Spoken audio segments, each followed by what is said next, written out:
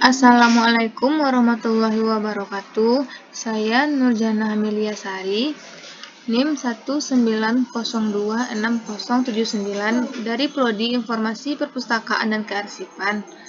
Mata kuliah Pengelolaan Informasi Hukum, jadwal Senin 1.20 sampai 3.00. Pada video ini, saya akan mempresentasikan mengenai ruang lingkup dokumen hukum. Ruang lingkup dokumen hukum terbagi atas yang pertama bahan pustaka. Bahan pustaka terdiri dari buku atau monograf.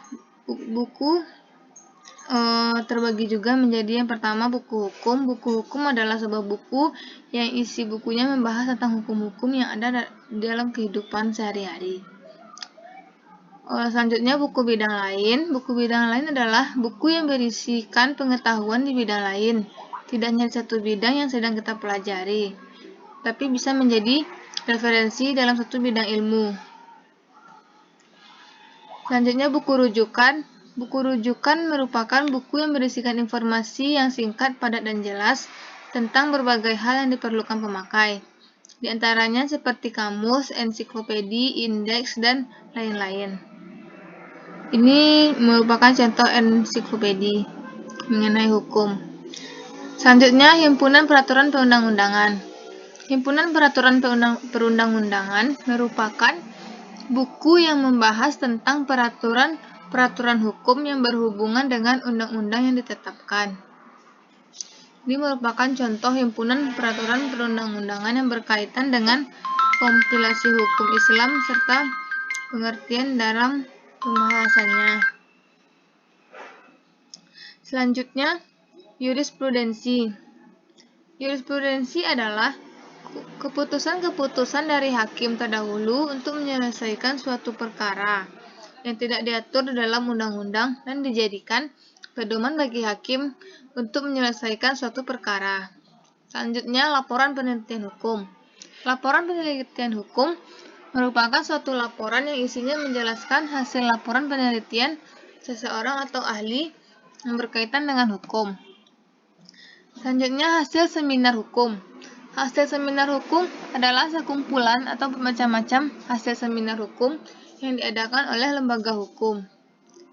Ini merupakan contoh kumpulan hasil seminar hukum nasional. Selanjutnya, naskah akademis.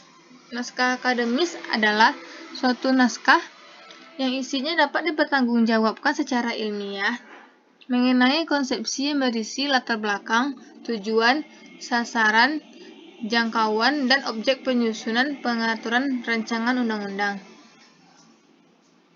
Selanjutnya, ada karya lepas atau makalah atau kertas kerja bidang hukum. Karya lepas adalah sekumpulan tulisan-tulisan atau karangan dalam bidang hukum. Ini merupakan contoh makalah hukum. Dan ini merupakan contoh tulisan esai dalam bidang hukum. Selanjutnya, clipping bidang hukum. Clipping bidang hukum merupakan potongan-potongan penting dari surat kabar tercetak yang berisikan informasi penting mengenai hukum. Ini merupakan contoh clipping tentang dana penegakan hukum dipotong. Selanjutnya, ada terbitan berseri. Terbitan berseri terdiri dari lembaran resmi. Lembaran resmi mencakup berita negara, lembaran negara, serta lembaran daerah. Lembaran resmi adalah lembaran atau peraturan-peraturan resmi yang dikeluarkan oleh lembaga resmi negara. Ini merupakan contoh lembaran negara Republik Indonesia. Ini merupakan contoh berita negara yang berisi Peraturan Menteri Keuangan Republik Indonesia Nomor 9. Selanjutnya, himpunan berseri. Himpunan berseri terdiri dari himpunan keputusan menteri tertentu yang terbit secara rutin.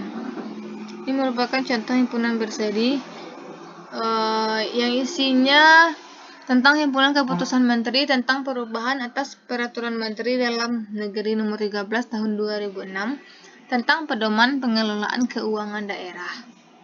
Selanjutnya ada majalah lain. Majalah lain adalah kumpulan berita, artikel, acara yang tercetak dalam lembaran kertas yang dijilid dalam bentuk buku yang diterbitkan secara berkala. Selanjutnya ada surat kabar. Surat kabar adalah lembaran tercetak yang berisi laporan yang terjadi dalam masyarakat yang bersifat umum, aktual, mengenai apa saja yang perlu diketahui oleh pembaca. Ini merupakan contoh surat kabar. Selanjutnya ada brosur atau pamflet. Yang pertama, brosur pameran bidang hukum. Brosur pameran bidang hukum merupakan suatu pamflet atau himbauan informasi yang isinya mengajak pembaca untuk mengikuti acara pameran yang berkaitan dengan hukum yang diadakan oleh sebuah lembaga. Ini merupakan pameran kampung hukum dalam rangka laporan tahunan Mahkamah Agung Republik Indonesia. Selanjutnya ada bahan pustaka bukan buku. Yang pertama yaitu gambar atau foto. Gambar atau foto adalah suatu media visual yang hanya dapat dilihat saja, yang tidak mengandung unsur suara atau audio. Gambar ini merupakan gambar bahan non-buku yang berupa gambar lambang tentang hukum. Selanjutnya ada rekaman pita kaset.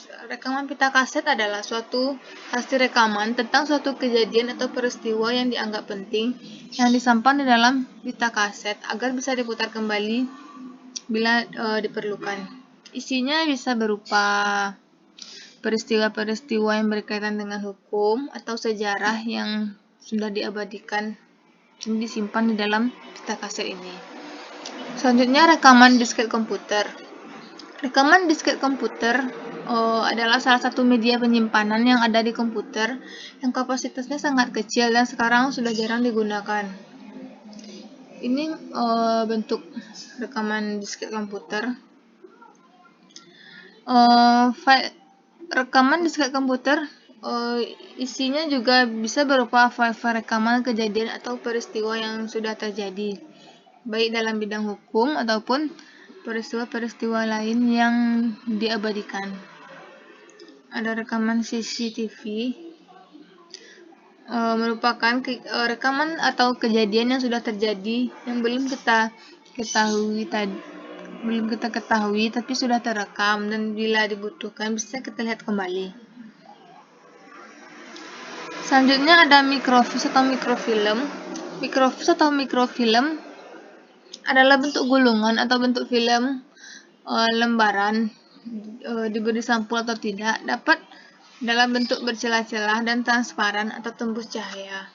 Mikrofilm adalah lembaran film yang berisi banyak bayangan mikro dalam pola kisi-kisi. Biasanya berisi informasi pengenal yang dapat dibaca tanpa dibesarkan. Ini merupakan contoh gambar mikrofilm atau mikrofis yang berbentuk gulungan yang berisi file atau dokumen yang sudah disimpan. File dokumen tersebut hanya dapat dibaca dengan sebuah alat atau teknologi yang disebut dengan proyektor. Yang kedua ada bahan peraturan perundang-undangan dan instrumen hukum. Bahan peraturan perundang-undangan yaitu peraturan tertulis yang dibentuk atau ditetapkan oleh lembaga negara atau pejabat negara yang berwenang. Ini merupakan contoh peraturan perundang-undangan tentang pencegahan dan penanganan krisis sistem keuangan.